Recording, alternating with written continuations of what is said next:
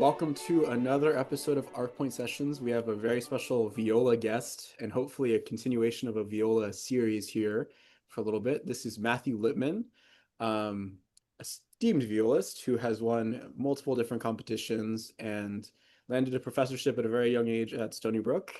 Very excited to have him on the show. He and I met, I think, 5 or so years ago now on an online Yeah, festival it sounds right. Yeah. run by a previous guest, Alyssa Tong, for the online summer strings intensive program. But very excited to have him on the show and explore insights on all things viola musicianship. So, welcome. Well, thank you so much. Thanks for having me, and congratulations on this amazing and creative venture you've got going on. I think it's so important to branch out as musicians. So, yay. I try my best, as we all do. Um, well, let's do a little bit of origin story, even though I know there's a ton of 20 questions, Matthew Lipman, 20 questions, this or that. And even an interview everyone should go watch with Heidi Castleman that he does. It's really cool. With a mustache too. Um, The so COVID mustache. the COVID mustache, the infamous. Okay, so I know a lot of people probably know you studied with the Vamos family for a bit, right? Then you went to Juilliard. You studied with Heidi Castleman. You studied with Tobias Zimmerman for a while as well. That was at Kronberg, right? Yep. Yeah. So a lot of that sort of thing. Can you share a bit about some gaps in that storyline? So it's talking about um, what brought you to the viola. Did you start in a school program? Stuff like that. Yeah, sure. It's interesting. I mean, I have talked a lot about my origin story, uh, and I appreciate all the, I guess, things you've heard already, but just hope I can be consistent through Right. all of these. Um, no, I grew up in the suburbs of Chicago.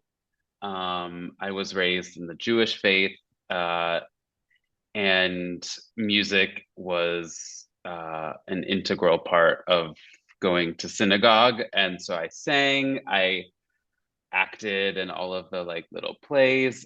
We had this amazing cantor with this amazing voice. And I always wanted to play a musical instrument, but my family couldn't afford private lessons when I was a kid. So we sort of waited until it was offered in public school, and that's when I started. But interestingly enough, I my dad just moved out of my childhood home, or I helped him move out, and so I went through all of this like family footage that I had not probably ever actually seen. I guess some of it I sort of recalled from like literally being in it as a child, when you're 5 years old.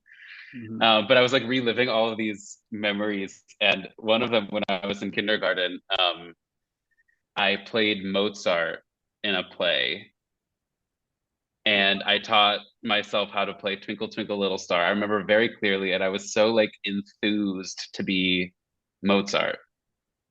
Actually, he happens to be my favorite composer now, but obviously as a 5-year old, Yeah. I didn't know anything. I was just into like music, and I was just into art. Um, but I waited until, or I had, I guess I, out of necessity, I waited until public school. Viola was sort of an accident. Intended to switch to band in the following year in grade five, I guess. So string instruments were just theoretically supposed to be a stepping stone, Mhm. and I didn't care which string instrument, therefore. And they were like, "Well, nobody ever picks viola, so you should play that one." And newsflash, I stuck with the viola. I thought you were a Uh, professional clarinet player. well, it depends what piece, right? We play a lot of their repertoire, You sure do. Even the Mozart piece. and No. absolutely, yeah, what a great piece! Oh my goodness. Yeah. So So what would you have played in band? probably trumpet because in synagogue I played the shofar, which is like the ram's horn thing. I don't know if you know what that is, but No. Yeah, it was just I don't know. I'm kind of glad that trumpet didn't become a reality, honestly, because I don't know, it's loud.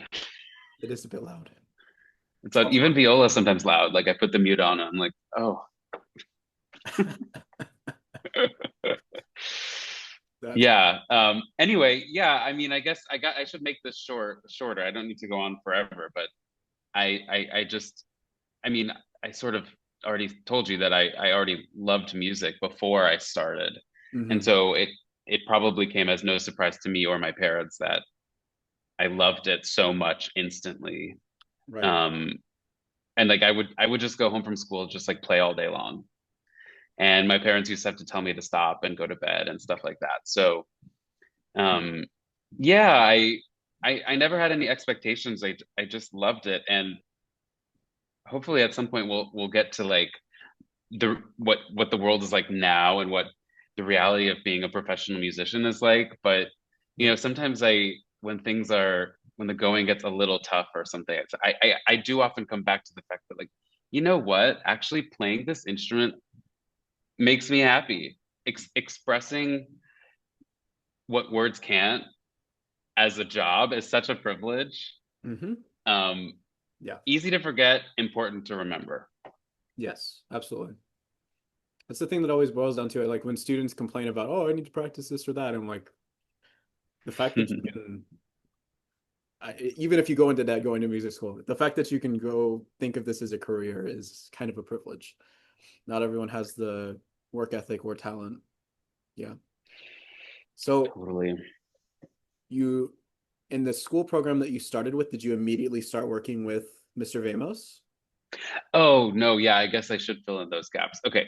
So, no, but I was lucky in that well, actually, I was sort of unlucky. My first year, I didn't love the teacher. And this particular person wouldn't let any of the students kind of advance at their own pace. So it was like, this week we stick to page 3. And of course, I think it was literally the first week of getting the viola, I had like already taught myself the whole book, Right. the whole first year of his book. I mean, probably not well or correct, but I just was like voraciously consuming all of this material. But hmm then the year after, I did have a wonderful teacher in the public school, which of course is invaluable. I mean, who knows if I would have become a musician if I hadn't had her support. Right. She connected me with my first private teacher, whose name was Matt Mantell. He's since passed away, but he was so generous, and he would uh, give me discounted lessons, and we would have like super long lessons for really discounted price. And I think I was with him until about age 15, and then I went to the Bamoses in high school. Gotcha. Yeah. I mean, And yeah, I mean, yeah. Okay, anyway. we'll go back to it, but I wanted to branch it together because this is something else that I've seen as a pattern of like people have started out in the public school system, and that's almost like the catalyst to everything. It's like um, with people, especially that don't have resources from family, um, that's very important to be able to have that connection. And then a teacher like your first, or I guess your second, Hmm. Hmm. that supported you regardless and gave you that avenue.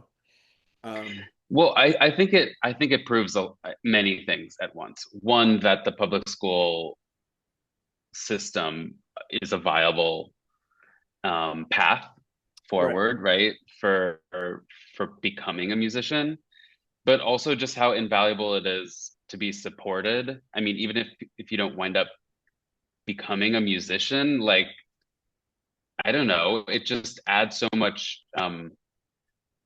Uh, it just adds so much to your life. Period. Yeah. Right?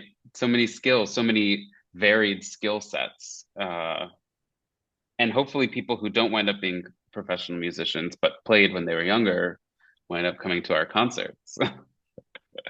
So they are rich by being a doctor and then they come to be donors. Yeah. Um, Yeah, it's a whole everything's expensive now. It's like, when did that happen? There's a few different decades where I think it's gotten worse.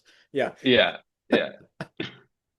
Um, so did you study with Mr. Vamos all through until college? Yeah, I did from like 15 through 18. Um, Okay. and to be fair, uh so I did the Vamoses, the family duo. I played in their studio class, but I Mm, only ever studied with Roland Vamos because he was the viola player or is the viola player. right. Um, so that's probably an important distinction. Yeah. I mean, they're both very prominent figures. I'm here with Brandon Vamos, cellist, and it's great. Oh my God, I just met him and played with him this summer. He's so sweet. So very nice. Yeah. And I really like him. I didn't even link it together. And I was like, Vamos. Vamos. Yeah, duh. Well, and he's so good and he's so sweet. And he looks exactly like both of them. Right. Which should have So given my brain some sort of click, but yeah, yeah, yeah. they're cool. So let's kind of go into the early Juilliard days, maybe, if you don't Okay. mind. Um, I guess first off, I mean it's a pretty clear answer, but what was your reason for choosing Juilliard? Yeah, so I guess we should back up. So summer festivals, Yeah. um, it's interesting because we place so much importance on them and they are important, but they're also just like any school, like there are so many different paths forward, and so many people to learn from. But I remember in 2003 when I had been playing viola for 1 year, or maybe it was 2 years at that point.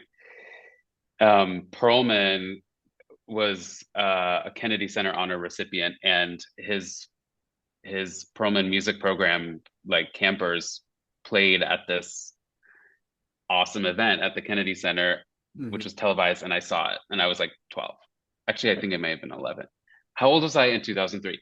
I was 11. Okay. That checks. um, Yeah. yeah. Okay. And I remember I was like, oh my God, I need to do that. And so my mom, like, whenever the next summer festival time was, I Mhm. was probably 12 at the time, like, called PMP and was like, oh, like, my son really is like desperate to go to PMP. And they were like, oh, he's only been playing for 2 years. Come back later. Like, way too not like this is a camp for prodigies, like you're not ready. So I never applied again, until Vamos was like, hey, you should do this because we have a lot of students who do this. And so then I wound up going. The first time I was 16, but I was discouraged at first, so Right. there's probably a lesson there. I mean, I definitely wasn't ready at that point, but no. And then at PMP I met Heidi, and then Heidi is my hero and is the reason why I decided to go to Juilliard over the other schools, which I did apply for.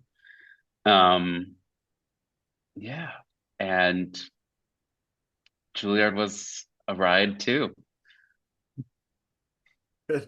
Um, so I guess maybe this is an opportunity to talk about a little bit the I mean, you were young. You were only what, 17, 18 at the time of making this decision. So you probably didn't have too much of a, I mean, no one really has a feeling, I feel like, on atmosphere, importance, and all of that sort of thing. Maybe you might have Yeah, right. since you had Mr. Vamos as kind of a mentor and Hmm. guiding figure.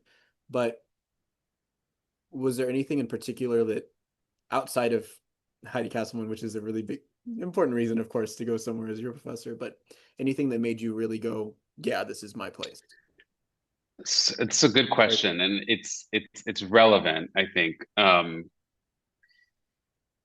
There are many factors, Mm, and I'm also so lucky that, like, my mom, who, as many people know, passed away several years ago.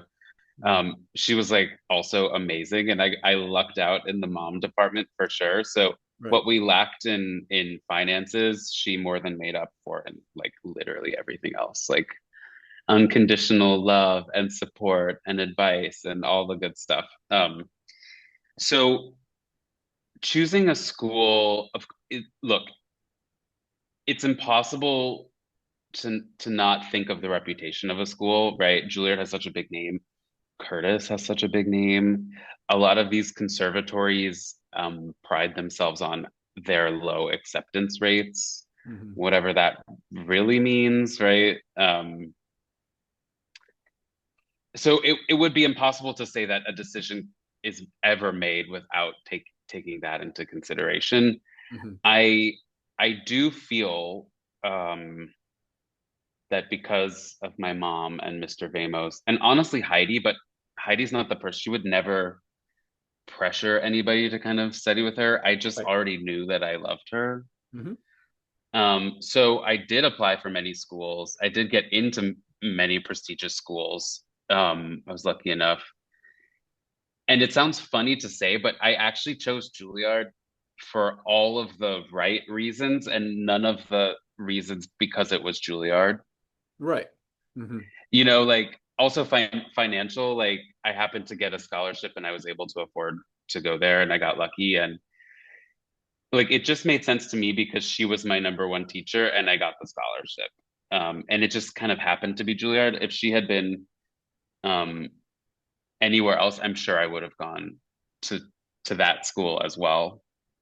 Do you know Right. what I mean? Yeah, absolutely. Um, so that was important for me. I did weigh a lot of other options. I remember talking also to like the Perlmans about it since I was a member of their camp as a high schooler. And I just who knows what could have or would have been, but I definitely have no regrets in that. Although being in New York is difficult, being 18 and being in New York, being 18 and being at um, a school whose reputation for intensity probably lives up Hmm. in real life. I think it's really challenging, and it's not the right place for everyone.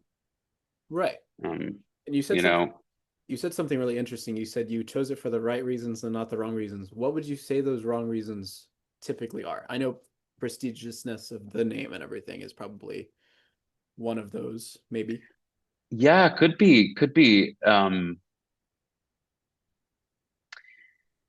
That was probably it was probably too short of a way of saying that because there are ways to consider all viewpoints, right? Hmm. I would just say that choosing a reputation over the better teacher wouldn't make sense to me. Right. Um, and of course, that's case by case, right? Like that's individual. Like who's the best teacher for you? Yeah, it's What's the school that has the biggest reputation in your mind? Whatever it is, but like choosing a school. And look, it could be different for other people. Who's to say that for somebody else's reality that actually it's worth it just to get the name on their CV. For me, I don't think it would be, but like I'm solving for how do I get better at viola? And interestingly enough, I mean, I learned so much from Heidi, and I'm still learning from the things that she taught me all those years ago. But Mhm. I do think, if I'm being completely honest, that being in New York was such a challenge in so many external ways that I do think there was how I sounded in high school and then how I sounded in undergrad. Maybe there was a little bit of a dip, and it wasn't until kind of leaving that environment that things sort of all kind of came back together in an interesting way. Um, and I think that just has to do with contentment, maybe. Yeah, or every single day you wake up, your body is different, your mind is different, so it depends on your environment for sure. Yeah. Yeah, for sure. Yeah. Um, Maybe we'll go in this direction. Looking back to your you could really go through any time through your schooling, like even in Kronberg or anything like that. Can you pinpoint any specific or significant moments that shaped your approach to viola or musicianship, artistry, things like that?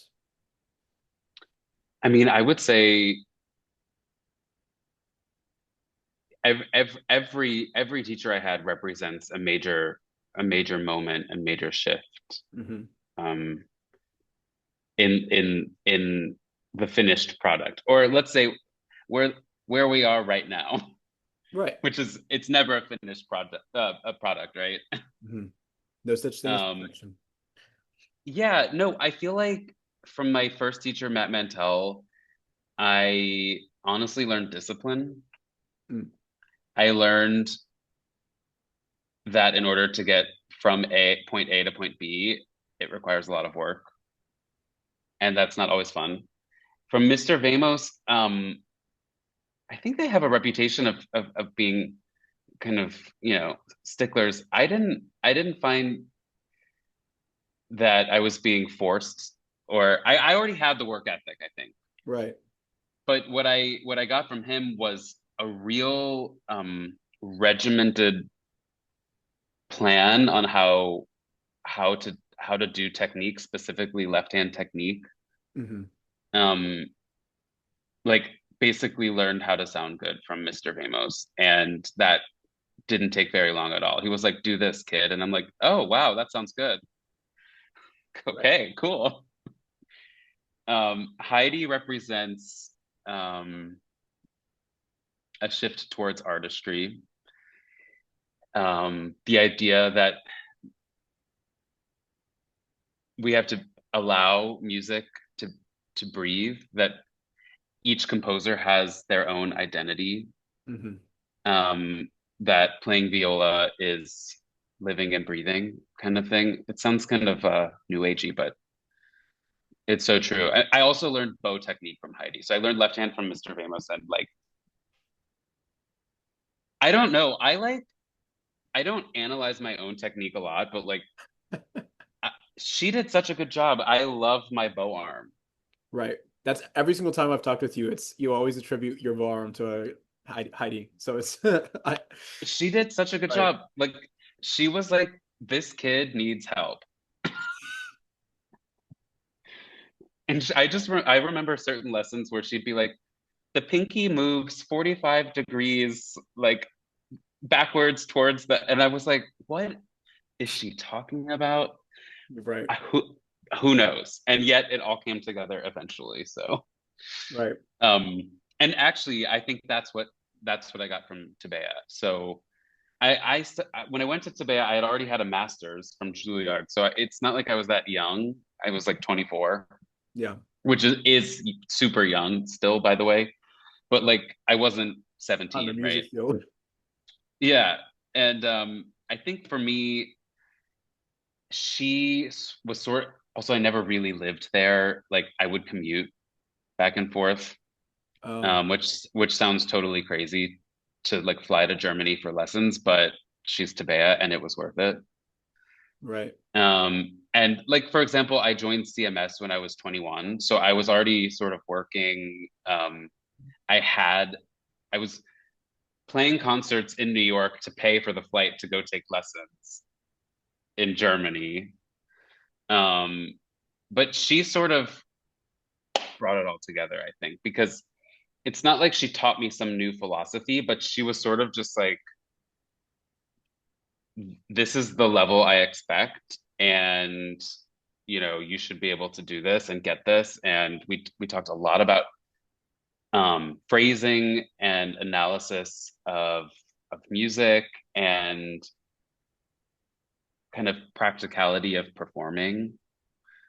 You know, and one of the things that she did was like, oh, if you're having problems with like this particular bit, like just make up an etude to like practice that technique, which also I learned so much from, because then I realized etudes are not scary vitamins that your teacher forces you to do. You can flip through an etude book and find the element of technique that you need to work on for this given section or on this given day based on how you woke up or whatever it is. Like whatever element needs oiling, you can flip through and you can find how to help, right? Hmm.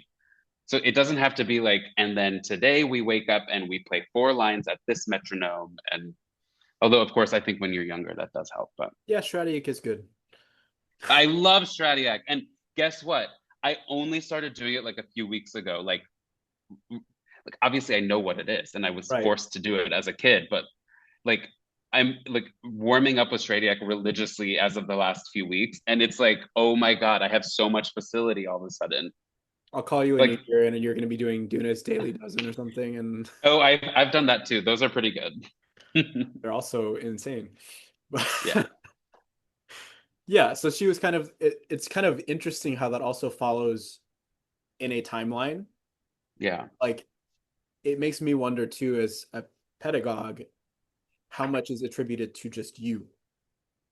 Like, not again, you have like a legacy line of wonderful teachers, but it's also like how much of it was also just Matthew Lipman that shaped that growth in that timeline. Do you know what I'm saying? Yeah, I do. And I don't know that it's an answerable question. Right, of course. Right. I will say that a lot of really significant things happened very young. Like I got CMS when I was 21, which was probably kind of a fluke. Was I too young? Probably to start like performing regularly, but also then my mom passed away when I was 22. That was like hugely significant, obviously. Um, who knows how open we are on any given day to receive information. Hmm. Also, like now that I teach a bunch, like teaching is absolutely a collaboration. Like sure, I'm the one that's like imparting wisdom, sure, but like it's a conversation and it's a back and forth, and you can't impart wisdom on somebody who isn't open to receiving it. Yep. And you can't receive wisdom. Well, it's harder to receive wisdom from someone who's less open-minded. I'll say it that way. Yeah. Totally. Yeah. I think that was probably what I learned from Heidi is just flexibility in general. Right. Hmm. Yeah. Um, It's an intriguing timeline, honestly. You broke it down in that way. It's cool to hear because yeah, you know? I'll say one more thing about it. What's interesting is so Heidi's not a performer, never really was. She's kind of a Dorothy DeLay pedagogue type, right? Right. Although I did work with Misha Amory and Steve Tenenbaum also at Juilliard, who were, significant influences on me. Um, but I think I grew up with a certain sound in my mind. I went to PMP. Obviously, everybody tries copying Perlman because not copying, but he's just such a huge figure that you're like, wow, I want to sound like that, right? Kind of named after him. Yeah. Yeah, and 20 years ago, he was at the top of his prime. I mean, he literally he would come to camp and play, and we'd be like, I literally sat there, mouth on the Right. ground, like Yeah. just right in front of me. It was crazy. So that kind of style, that's also very Vamos. That's kind of how I started this kind of maybe old school Russian kind of thing. Heidi she helped me try to figure out who I am. Tabea is the opposite. She's like new German school, right? Like Yep. plays very kind of is kind of the leader of this kind of like new age German tradition, Yeah. if you will, right? Absolutely. Hmm. Um, less vibrato, longer phrases, this kind of thing, right? Yeah. And what's interesting now is, so I'm 33 now. I feel like I'm just now starting to figure out how I want to sound, how I'm combining all of those influences into me, right? Yeah. Rather than trying to be one or the other or whatever, right? Yeah. So it's fascinating. Takes time because you've been out of school for how long now? I guess it's been 42 years. Right. Yeah. You're not even that old. It's been 8 years, 6 years, No, seven, 7. seven. What's the difference? Yeah. Yeah. So it's like it takes time. People, I mean, even myself included, I'm like, I feel like I have my image of my sound. But then again, I'm working with now Atar, and it's like, oh, that's so a different ball game completely. And Hmm. it's you play to the teacher's checklist, and then after you're out of school or after you're out of a environment and you become your own sole entity, it's a time. It's even Tabea Zimmerman has changed her sound like 4 times in her whole entire career. It's Totally, it's developed yeah, 100%. which means that I will not I so will hard. say one thing that's interesting is like, me discovering this new thing. I I told you that when I moved my dad out of his house, I Mhm. found all of these old childhood things. A lot of those were like recordings from when I was a kid playing viola, obviously. One of them was from when I played Schulman theme and variations in 2005, which means I was 13. No, it was 15. 2007. 2007. I was 15 for sure, not 13. 15. And, and I listened to it and I'm like, honestly, this kind of sounds like where I am now. This kind of sounds Right. like I think I just went like, woo. Like it's just like I think we do have sort of an idea of how we want to sound in our heads, and I think I've kind of come back to that. Which is really interesting you say that. I was going back and watching my YouTube recordings. I unlist a lot of them because I'm like, well, crap, that's embarrassing. I played that out, or whatever. But I was going back, Naturally. of course, yeah. Um, but it's like coming from a Russian school background too. After my first teacher that was like Juilliard trained with the professor before Heidi Castleman. Um, so I learned a lot of the Colestro type things, fingers, all the points, Galamian. pronates, get strong sounds, that sort of thing. Um, and I listened to my recording when I was in high school, and I was like, "The heck is happening here?" Like, I actually sounded pretty damn good. I have a round sound. I have good intonation. Where's that intonation now? It's not just because the piece. It's not just because the piece is easier. It's we do have this. What's the word? Undisturbed image of who we are as a musician, I think.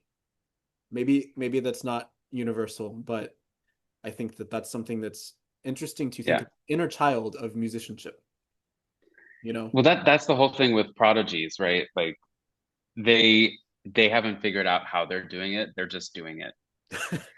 And I don't know if it's a good or a bad thing, but for whatever reason, like I was able to achieve something that sounded pretty close to how I wanted it to before I learned how I was doing anything. And then you start overthinking, you're like, wait, why is this? Well, then you have to learn how to play viola again, right? Which I'm really glad I did, because now it takes me, I mean, it doesn't take that long. Also, I can help other people figure out how to do things, right? But It's an it's interesting funny. concept. And It I think is. there's a psychological aspect to it, and I want to dig more into it maybe, but I need a psychology or something degree for that. That would be beneficial. Probably so. We'll get Molly O'Brien or something to. Oh yeah. Um, so maybe this kind of segues perfectly into something, because I think that a lot of the prodigies, I'll call you a prodigy so you don't have to do it yourself. Well, I think a lot of the prodigies or very gifted, naturally talented people, um, have that like technical mastery, up front, but kind of struggle with finding musical voice or artistry sometimes. Mm. Like phrasing is something harder. How did you balance it, or how did you think you balanced it, and versus now? You know what I mean? 15, 16, way too old to be prodigy, just saying. As a Although violist, though. I did get pretty good by like 15, 16. I I will say that, but yeah, not prodigy. from the top. Um, And Interestingly, like I don't know. I feel like it's probably just um luck. I don't know if it's something that you can explain. Like I definitely didn't have technical mastery, but for whatever reason, I feel like I did when I was a kid. I did know what I wanted to sound like. And I know that not everybody has that. And yeah, like it's kind of like when I go back to the fact that like I fell in love with viola immediately, like in 1 week, right. right? I think it just happens to viola just happens to be the vehicle. Like I've always just felt so musical and expressive. I don't know. Like another one of these childhood videos that I found was my first birthday party. So I'm a baby, right? One.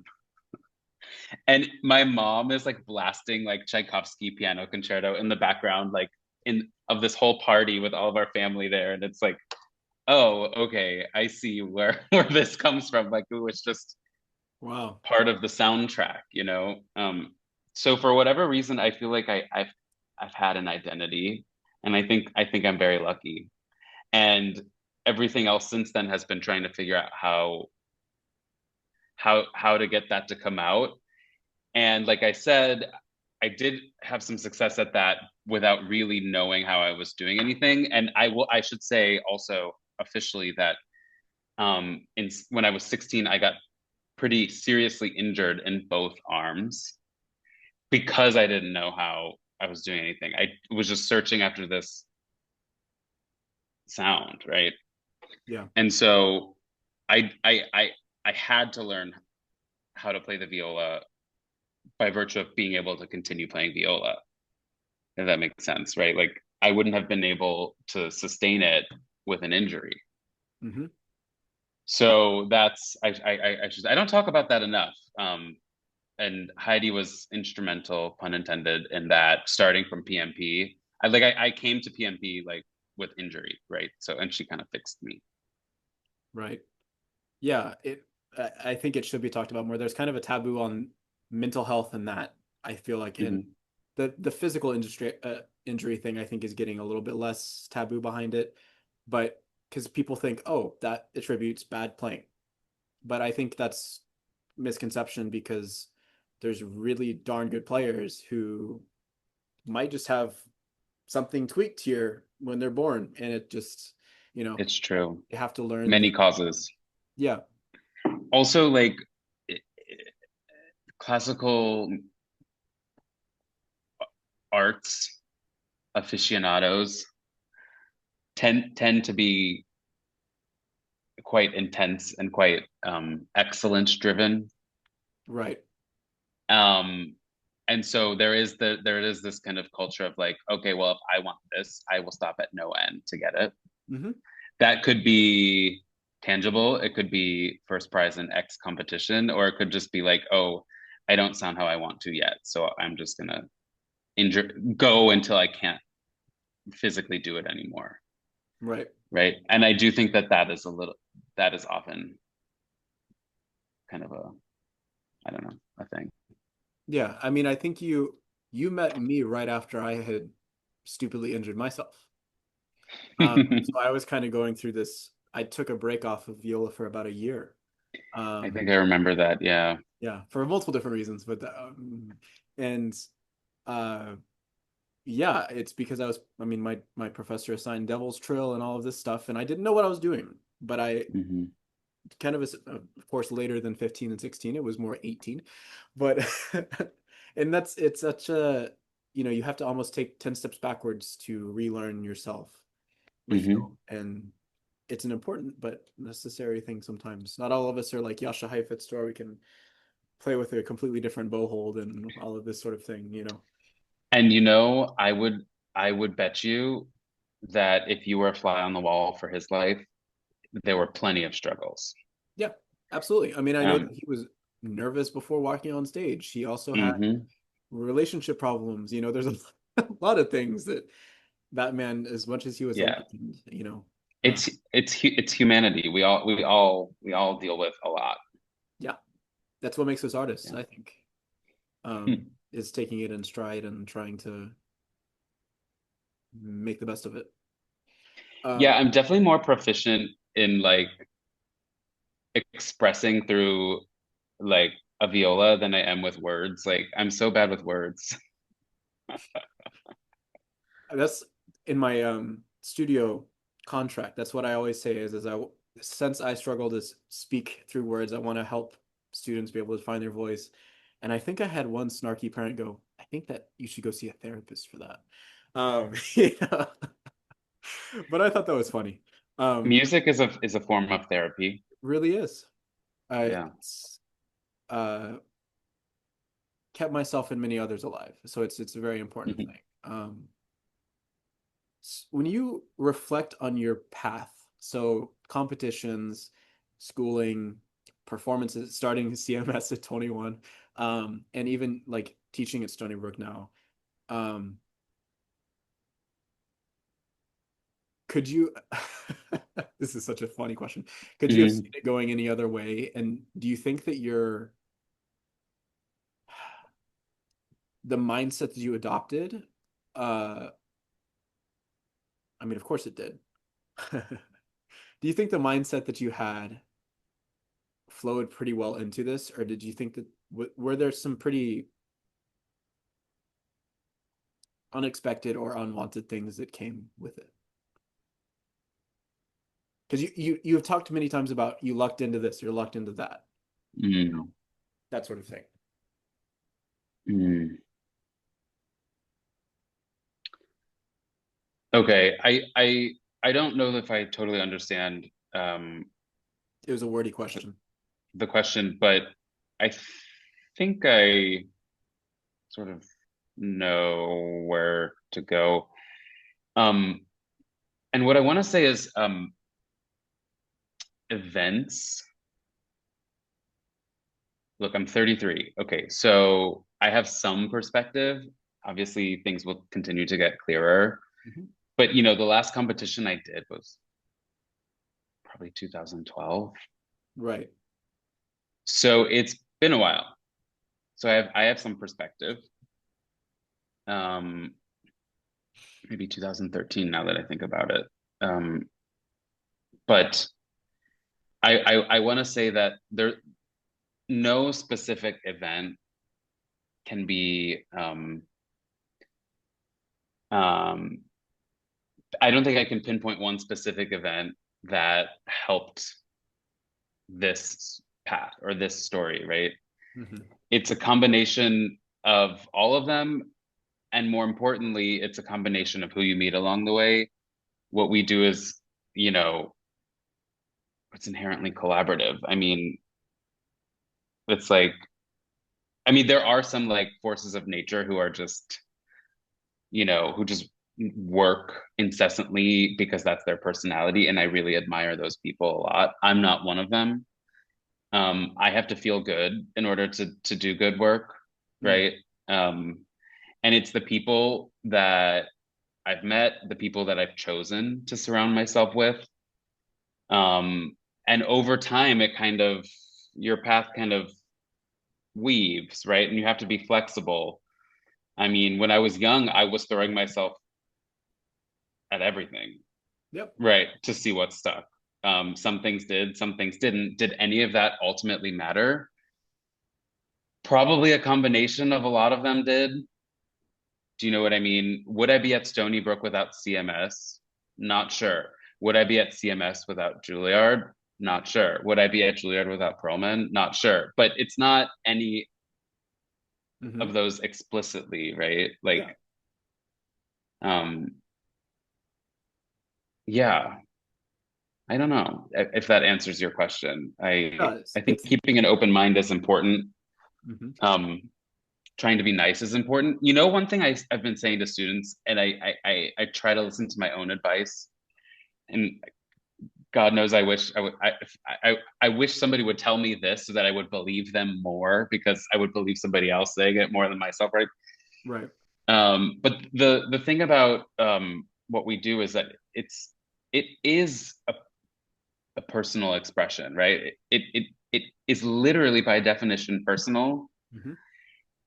but it's also our job at a certain point. Going to school for it, it's your job. Obviously, making money from it, it's your job. Um, and jobs have ups and downs, and those ups and downs are not personal, right?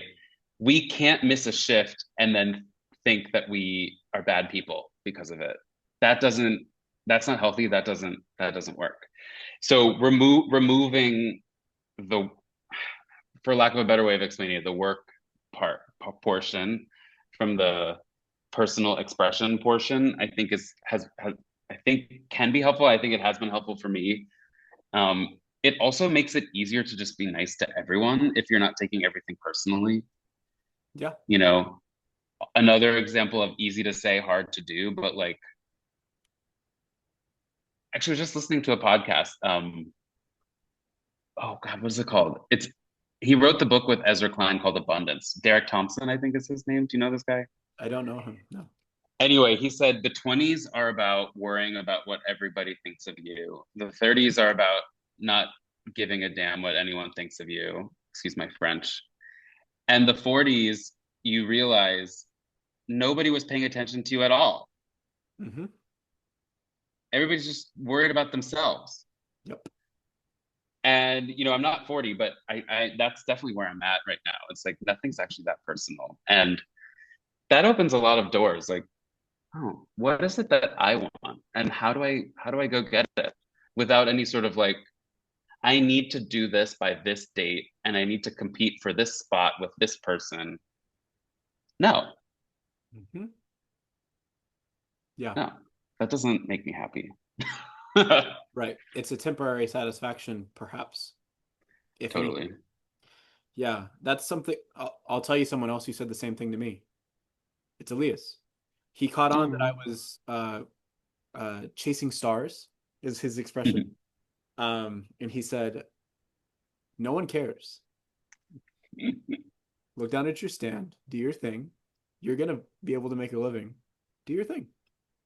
So I think a lot of people are in agreement with you, especially that, um, you know, utilize the opportunities like competitions, utilize the opportunities like performing summer festivals, but it's not gonna be a do or die if you win Primrose or not, or anything like that.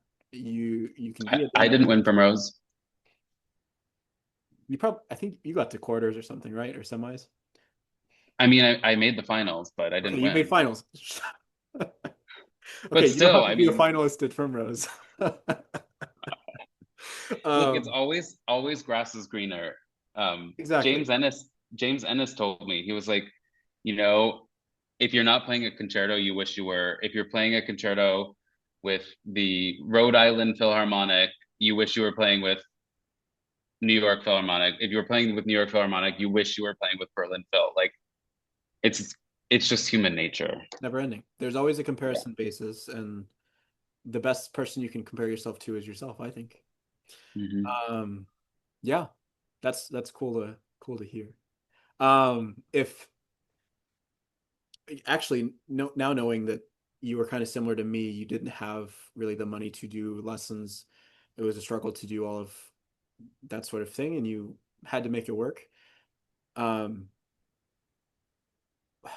it's a struggle, right? You feel like everything is going to be a burden on family, or maybe I shouldn't even bring it up that I want to do X, Y, or Z. It's going to be an impossible task. Do you have words of wisdom slash any things on if people are struggling through a similar thing, how they can navigate that sort of difficulty or get to the trajectory of their goals and everything? I think that's hard. That's hard to answer, and the problems that exist are so systemic. Yeah. Do you know what I mean? Like, first of all, I grew up an only child, so yeah, we didn't have money, but I felt like if I wanted to do something, I felt like I deserved to do it because I was an only child, right? Okay. I mean, that said, I didn't get my instrument until it was in public school and very inexpensive or whatever it was, right? Like it's not like it happened. I didn't feel burdened by wanting things because of the fact that I was an only child, which I think probably means something. Right. I don't know. It's really difficult. It's really difficult to help. There are resources pointing people towards resources, pointing people in the right direction. I've been the beneficiary of so many kind people who discounted things or gave me free things or I got scholarships at places pretty much every step of the way. Yeah. They're out there if you find them. Um, an example of going to a school for the wrong reason would be if your family doesn't have the money and you don't get a scholarship. I would say for me that wouldn't be worth it. Yeah. Given my background, I that would be a burden I would not put on myself or my family. Hmm. I wouldn't want to. Yeah. Um, but there are other schools, Yep. right? Yeah.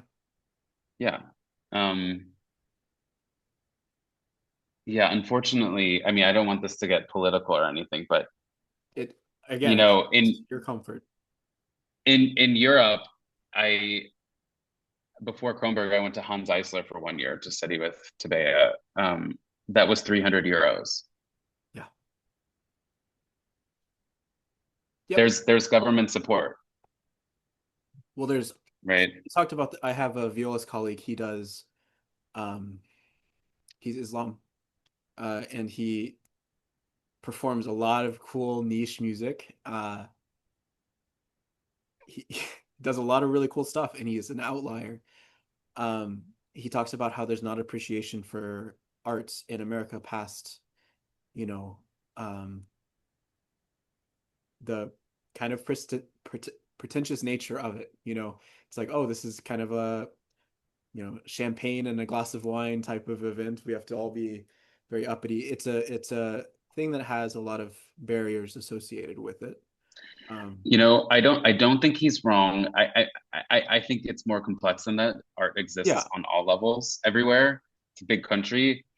But look, there are explainable reasons for that. Because there's no government funding for culture of any kind, mhm. it's 100% patron based. Yep, If in order to execute your craft, you have to pander to donors who pay for it, then of course it becomes like that. yeah. No, it Do you know checks what I out. mean? Of course. Yeah, we talked about it on an episode. It's an unfortunate reality, and I don't expect you to have an answer, but as someone who is teaching now, like, do you have, um, like, let's say you have a student who is starting their undergrad, and you see that they have extreme potential, and they didn't get to do the summer festivals, and probably aren't going to, um, or even the flight is going to cost them too much money to get to X place, so the application fee. How would you Totally. approach that? Well, first of all, Stony Brook is a grad music department, so I don't actually work with undergrads, but Oh, okay, gotcha. that's okay. I understand. Applicable It's enough. it's it's the same. Yeah, it's the same Yeah. question. First of all, and this goes back to the previous question. I think if you have very clear desire and don't occupy the means to get there, like an example is what you just said. Can't afford the flight to an audition, for example. Hmm. It doesn't hurt to just email, Yep. right? You never know. There are creative solutions. There's Zoom now. I don't know. I'm not saying that everything will always work out, but It's better to try. I think so. Hmm. I think it's better to try. And to go back to the most recent question,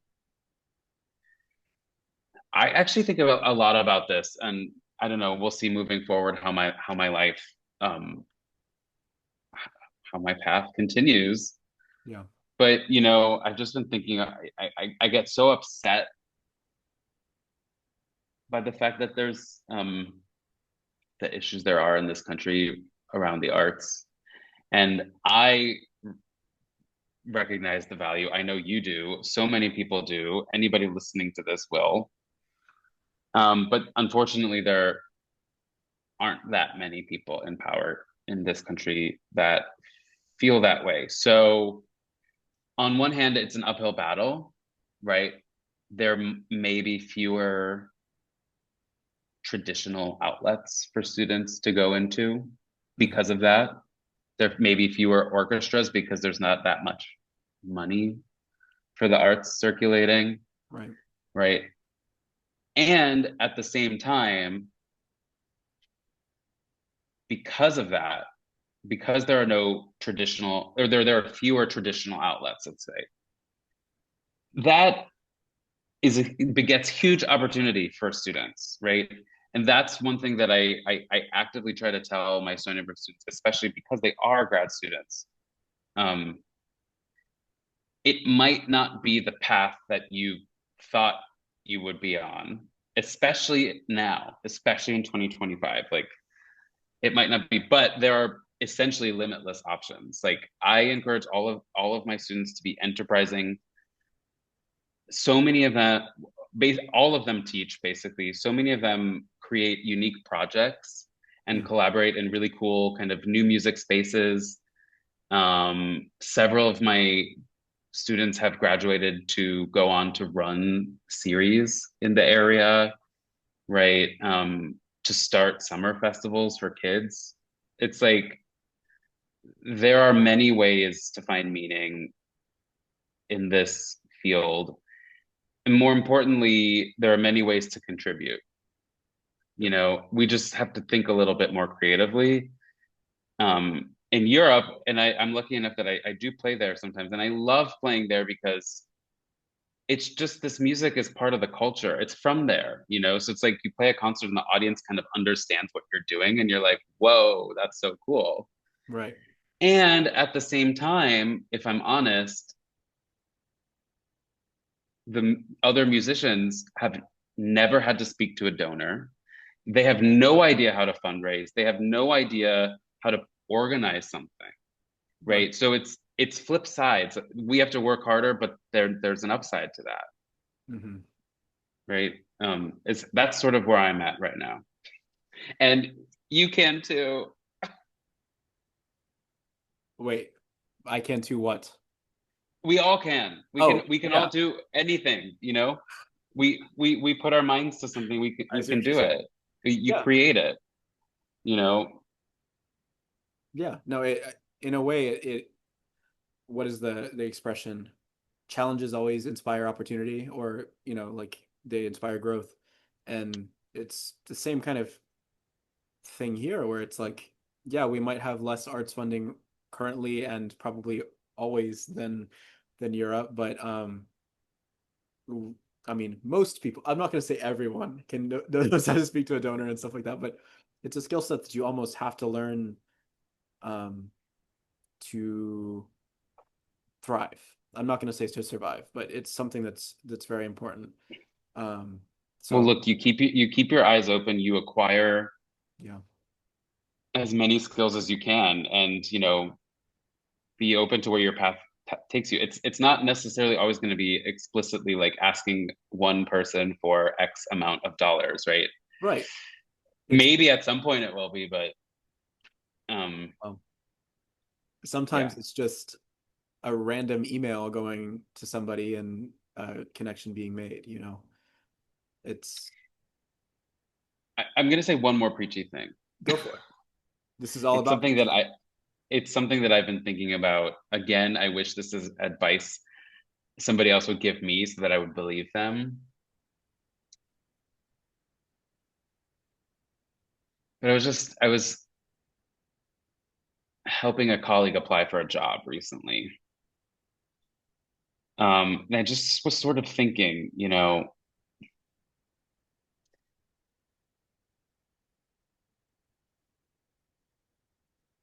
I mean, part of applying for a job is literally like explaining all of the things you've done, right? Yeah. Like bragging about who you are is literally part of the assignment in applying for a job. Yeah. And yet I kind of was thinking to myself, you know what? This is not that interesting.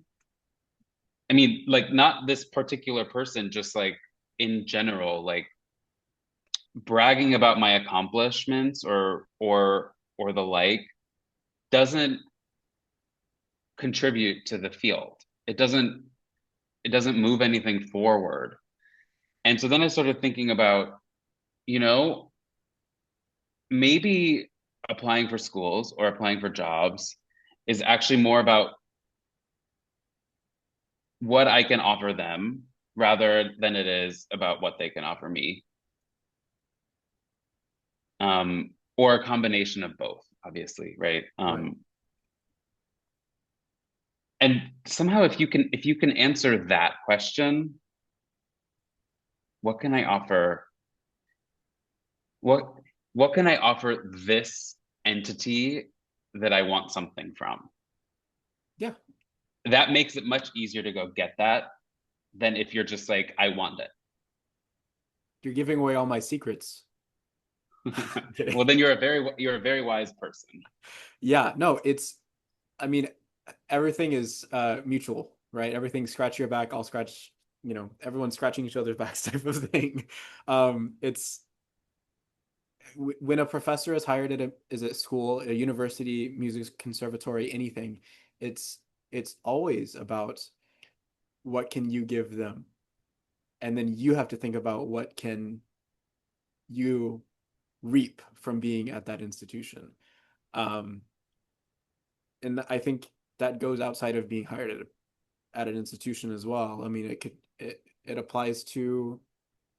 I mean, I don't know too much about like the Chamber Music Society or how solo engagements occur and things like that. But I'm sure there's a mutuality of that as well. Like, why would we hire X soloist over this other one? Um, it's a Why would we ever have a violist as a soloist in America is a question I'm trying to answer.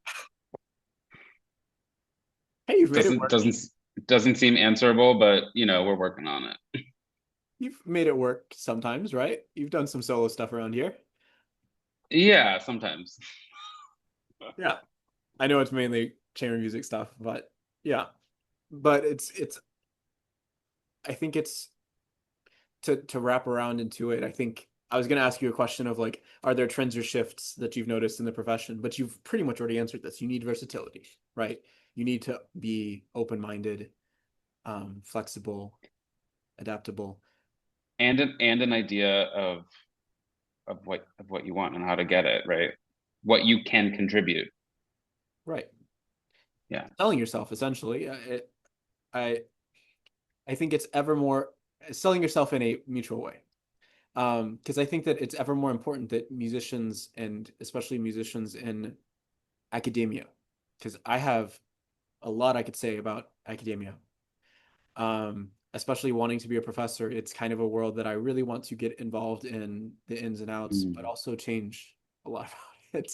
Yeah. But you need to have the musicianship, but you also have to have this almost business entrepreneurship. And uh, Liz, Dr. Lee, Mm. she's someone I use as a totem pole example for Great example. someone who has that. And and yet I don't feel that she is selling.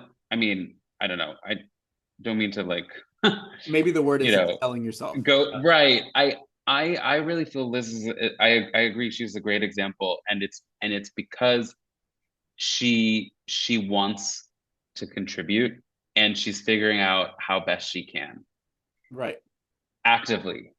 So maybe it starts with people like me changing their wording from selling themselves to something more.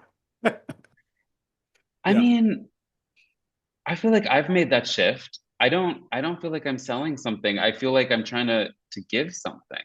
right. It's It's a subtle difference. but maybe it's an important one. I don't know. Or maybe that's just where I am in the world right No, now. it makes sense to me. It's kind of the similar thing of like when students say, "Oh yeah, we need to press more to make more sound." No, no, no, no, no, not press more. It's a subtle difference between the That's two an words. apt parallel for sure. Yeah, hear a lot of that, and I'm like, no, please don't press more. Um, so Don't press more. Please don't press more. it will make your sound dirty, like how mine used to be. Um, Oh, it's all about bow speed. yeah, it is. And articulation. I'm Oh, with you, by the way. I've been preaching to everyone that I talk to. I'm like, dynamics are a sham past a certain point. Please, let's not overpress. I remember that line. is that something I said?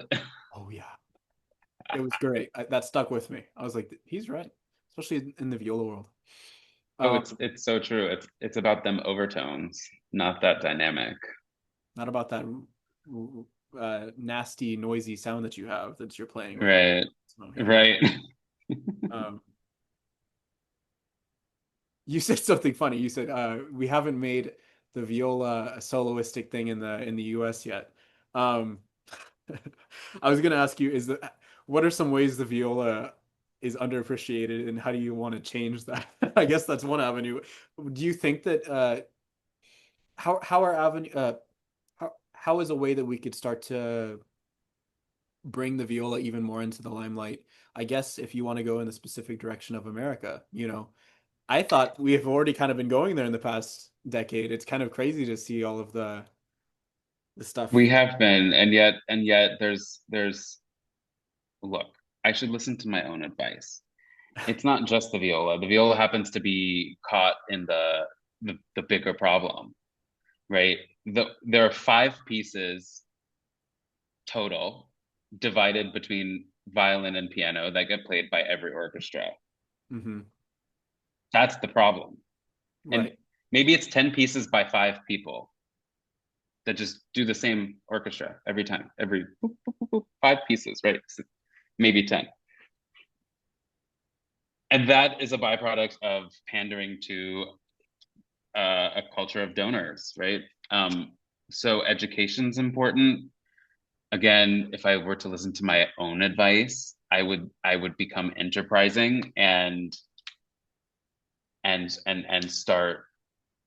start my own thing, my own movement, my own bring along people that appreciate not just the viola, but appreciate all that's different or all that's diverse. Come on, right? Like um it's not just the same thing over and over.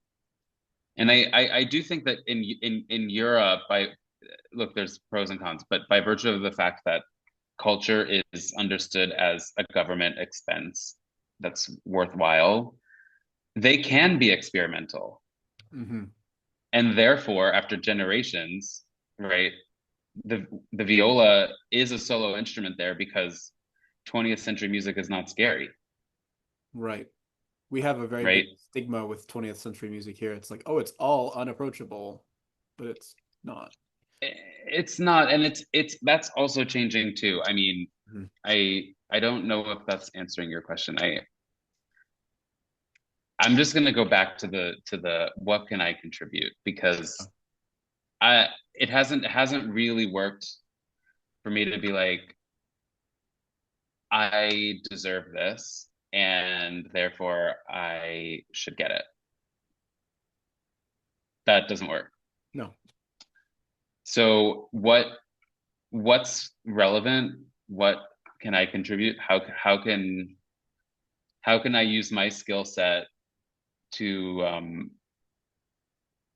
add to the artistic fabric of this country and beyond? And then, it's really fun going to Europe and playing, you know, traditional classical music in a traditional classical setting because it's like, okay, well, now all of the schooling I had, like it all feels like it's like worthwhile and meaningful. Hmm. Yeah. So it kind of gives like you kind of wish for Europe is your traditional setting and then something a little different here. Is that what you're kind of getting at, or Maybe, maybe? maybe not. I'm not sure. What I do know is that the viola can't play Rock 3. Right. What I do know is I don't know Tchaikovsky violin concerto. So what are the other ways that we can keep saying the word contribute. I'm trying to find other ways of saying it. Teaching has brought a huge amount of satisfaction to my life. Um, yeah, I think commissioning new works is high up there on the to-do list. Yeah. Um, yeah. Like basically you're saying it needs it can't just be Bartok and Walton and Hindemith over and over again, and there needs to be knowledge that the viola can be a solo instrument, I think is what you're trying to say. Like it starts from education, it starts from bringing in new composers or finding and uncovering composers that haven't been performed before. There That needs to be a reason to do something. And right, unfortunately, in this country, the reason is often how do we get most butts in seats? yeah, Rock 3, that's how, right? yeah, But that's not the only reason. yeah, Maybe there's some connection with some person to Bartok on this year, on this day, on this who infinitely. You just have to be creative about it. That's what I'm saying. There are pathways and we just have to find them. And they're worth finding because that's what being an artist is about.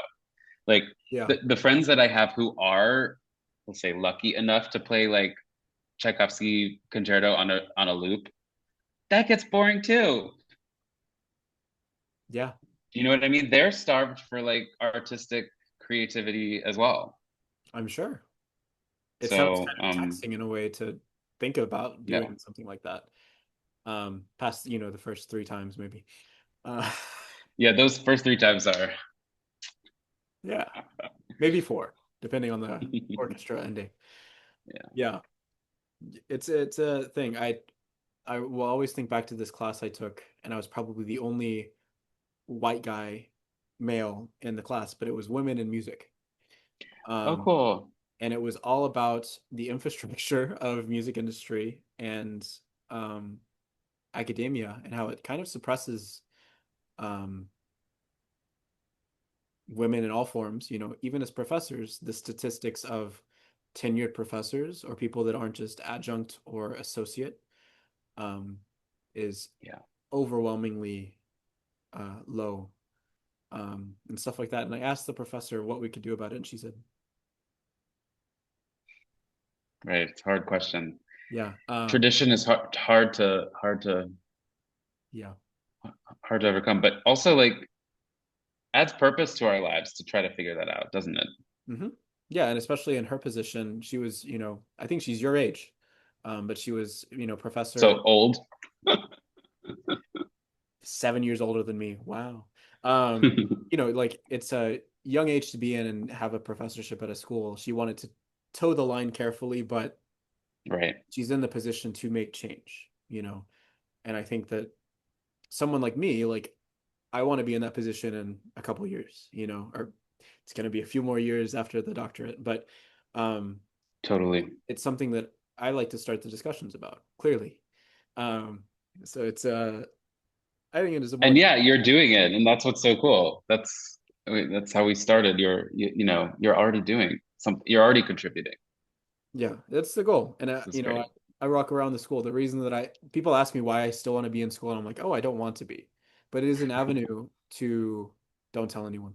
It was an avenue to still meet people in a convenient way, to Yeah. still network, to still, have a mentor that's what their paycheck is for. Um, The degree might come in handy. and the degree might come in handy, but I'm not in it just to get a piece of paper, you know. Right. That's a stupid reason, I think. And I know that I'm gonna offend a lot of people for that, but I've heard many people that are like, "Yeah, I'm just getting it for the piece of paper." Then why are you doing it? You know, there's many reasons. Okay, so I have this fun moment that we're going to call Okay. the resonance moment, and we'll sum it up because I don't want to keep you much longer. But what I've kind of structured this to be, and I think particularly for you, this will be really fun, because you have always stricken,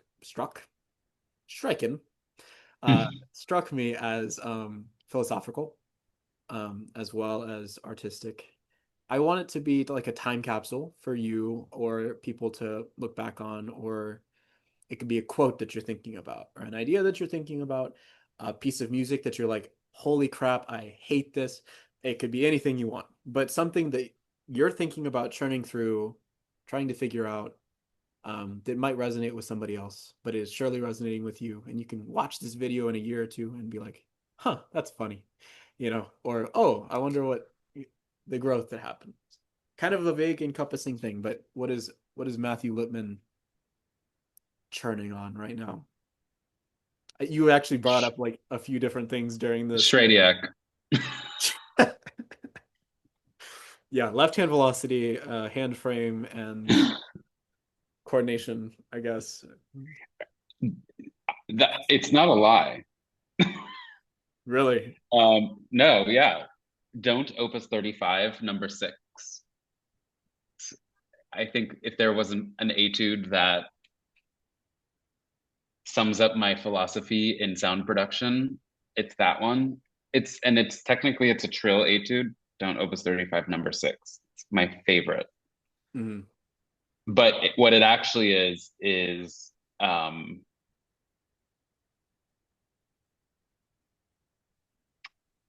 a way to organize multiple movements before moving, I see what you're saying.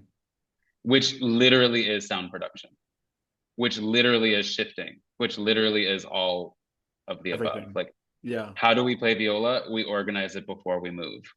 Done. Don't Opus 35 just forces you to do it. It's my favorite etude ever. So that's one thing. What are some other things like artistically, musically things? Really, it's in your court, but if you want me to, you know, throw you a throw you some aid, um, like Imad Zofgari, he gave a quote from his teacher. There was another friend that um, he talked about authenticity and how, there's a weird line to toe as an artist because you're adding to the piece, but you're also wanting to be yourself. Something like that you Mm. could talk about. You could end it with "Don't Opus 35." Well, the quote that you just said reminds me of something Daniel Barenboim told me, but it's not just me. I'm sure he's told a lot of people. Mhm. Um, but that being an artist is uh, inherently paradoxical because on one hand, to get better, we have to like search inwardly and criticize every moment, Right. right? Nothing's ever good enough. Nothing is ever complete. We're always looking for a more vibrant way of expressing ourselves, right? It's always criticizing ourselves. And yet, to perform is getting up on stage and being 100% confident, Hmm. right? Believing without a doubt in everything that you're doing. And so I always thought that was interesting because both are true, and also just knowing that that divide exists helps. That Right. it's okay to be both. Hmm. It's kind of acting. Yeah, definitely. Oh, it can be for sure, or it's different sides of yourself, Hmm. right? Right. That's probably good. The other quote that I really love is from Leon Fleischer, who passed away a few years ago. He was a do you know that who he was? I know the name. It's slipping. Yeah, he's legendary pianist. Okay. Legendary for his rhythmic characters explicitly. Like, Mm. I mean, what's interesting is piano. Like, they have fewer colors possibly, right? Hmm. So actually the timing becomes more important to a pianist if they have fewer other options. But anyway, his famous quote, which I love, is play as late as possible without being late. Psychologically, it's epic. It like that plus Don't Opus 35 number 6. Interesting. Now I'm thinking about things even. That's cool. Great. Yeah,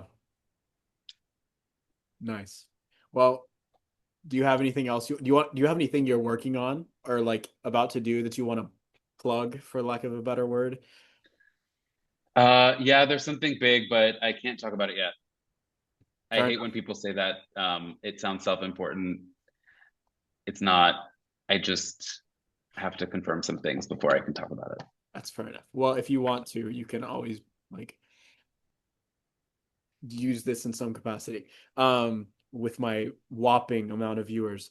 Um, but yeah, no, it was a pleasure getting to chat with you on this in this capacity. You know, it wasn't necessarily like viola lesson artistry, but it was mindset. And I think it's ever more important as you even were talking about to, you know, explore that kind of it's different. You know, it's different than how we are taught, I feel like often. And it's all related, Yeah. TBH. See, you're young. You just said TBH. Are OMG. the kids still saying that? No, I'm sure they're Oh, what I've been told, because I have to be informed on all of the things. I've been told there's, you know, Ohio and the Riz oh yeah, stuff. yeah. Not I sure I don't know any understand of it that. all. Now we're Yeah, being I think professional. I, I give myself away as a millennial when I say LOL. But to most people in the music world, millennials pretty young, you know? It's true, true, true, true, true, true, true, true. And I'm young millennial. There you go. So anyway, this was fun. Thank you so Yeah. much for having me. Yeah, of course. It was a pleasure.